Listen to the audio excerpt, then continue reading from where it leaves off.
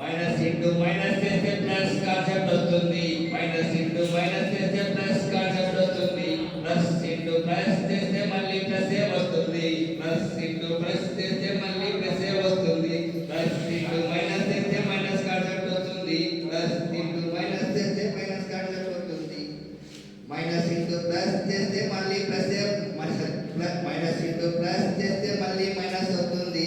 Plus అంటావా లేక minus అంటావా చిన్న? ప్లస్ అంటావా లేక మైనస్ అంటావా చిన్న? ప్లస్ అంటావా లేక మైనస్ అంటావా కన్నా? A plus B equal to C అవుతూ ఉందండి. A plus B equal to C అవుతూ ఉందండి. క్లోజర్ ప్రాపర్టీ అని అర్థం చేసుకోవాలి. A plus B equal to C అవుతూ ఉందండి.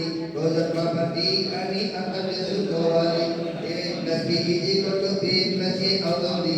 A plus B equal to B plus A అవుతుంది. కంప్యూటర్ ప్రాపర్టీ అని అర్థం చేసుకోవాలి. కంప్యూటర్ ప్రాపర్టీ అని